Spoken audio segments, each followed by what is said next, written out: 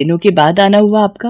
हाँ, थोड़ा व्यस्त हो गया, बस इसीलिए तुम्हारा और बच्चियों का हाल नहीं ले पाया। और सुनाओ, सब ठीक तो है ना? जी भाई साहब, सब बढ़िया है। अपनी पारुल ने इस बार भी कॉलेज में टॉप किया है। अरे वाह, क्या बात है, बहुत ही बढ़िया। सच में अपनी पारू बिटिया का तो कोई जवाब नहीं। और अपना मोना के क्या हाल हैं? बस उसका क्या कहूँ भाई साहब, आप तो सब जानते ही हो। अरे इतना परेशान मत हो, अपनी मोना भी बहुत प्यारी है। वैसे सरला, मुझे तुमसे कुछ जरूरी बात करनी थी। वो मेरे मुंबई वाले दोस्त है ना, रामनाथ जी। वही ना, जो अपनी सोनी की शादी में मिले थे, जिनका बेटा डॉक्टर है। वो क्या नाम था उसका? अनिकेत। हाँ वही है। दरअसल रामनाथ जी का फोन आया था कल मेरे पास। वो हमसे रिश्तेदारी जोड़ना चाह रहे हैं। अपने बेटे को तुम्हारा दामाद बनाना चाहते हैं वो। सरला अपने जेठ से आगे कुछ पूछ पाती उससे पहले ही वहां मोनिका पानी का गिलास लेकर आ गई। वो अनिकेत को जानती थी। उसने बिना कुछ जाने ही ये मान लिया कि ये रिश्ता उसी के लिए आया था। नमस्ते ताऊ जी, आप उन्हीं की बात कर रहे हैं ना, जिनका बंबई में भी घर है और एक दिल्ली में भी? हाँ बेटा, असल में रामनाथ जी के बेटे अनिकेत को अपनी पारुल पहली ही नजर में पसंद आ गई थी। रामनाथ जी और भाभी जी को भी अपनी पारू पसंद है। सरला, बहुत ही भले लोग हैं। इतना पैसा है पर घमंड नाम की चीज नहीं है किसी में।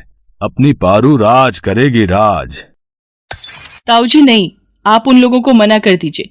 पारू मुझसे छोटी है, उसकी शादी पहले कैसे हो सकती है? क्यों नहीं हो सकती? अरे इतना अच्छा रिश्ता है, वो भी सामने से आया है।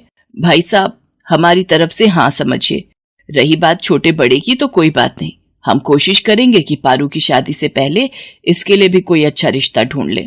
मोनिका अपनी माँ की बात काट तो नहीं सकी, लेकिन वो इस बात से बुरी तरह चिढ़ गई थी।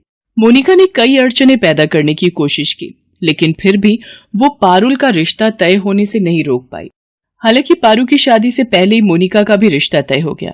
परिवार यहाँ भी अच्छा था, रुपए पैसे की कोई कमी नहीं थी। बस फर्क ये था कि मोनिका का ससुराल पास के ही एक गांव में था।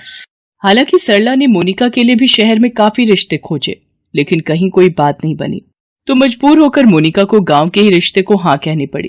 दोनों बहनों की शादी खूब धूमधाम से हुई। और फिर मोनिका, जब तुम्हें मैं पसंद नहीं था, मेरा घर पसंद नहीं था, तो तुमने मुझसे शादी क्यों की?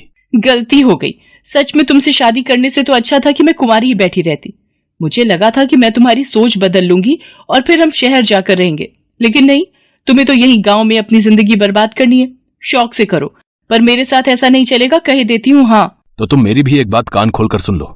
मैं अपने माँ बाप को यहाँ अकेला छोड़कर कभी शहर नहीं जाऊंगा, चाहे जो हो जाए। ठीक है, फिर यहीं रहो, मैं जा रही हूँ। शादी के 2 महीने भी मोनिका अपने ससुराल में नहीं काट सकी और सब कुछ छोड़कर अपने मायके आ गई। सरला के लाख समझाने पर भी वो टस से मस नहीं हुई। फिर एक दिन, माँ एक खुशखबरी है, आप नानी बनने वाली हैं। सच? अरे वाह, बधाई हो बेटा, मैं बहुत खुश हूँ। सच में? दामाद जी से मेरी बात करा जरा। माँ वो मम्मी पापा को दिल्ली छोड़ने गए हैं, वहां कुछ जरूरी काम है, तो मम्मी पापा कुछ महीने वहीं रहेंगे। अच्छा, तो तू ऐसी हालत में अकेली रहेगी क्या?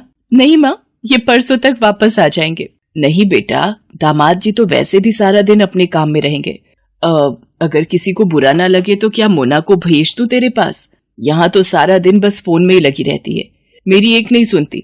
तेरे पास रहेगी तो कुछ अच्छा सीखेगी और तेरा ख्याल भी रख लेगी। ठीक है माँ, आप दीदी को भेज दो, कोई दिक्कत नहीं है। मोनिका पारुल के पास खुशी खुशी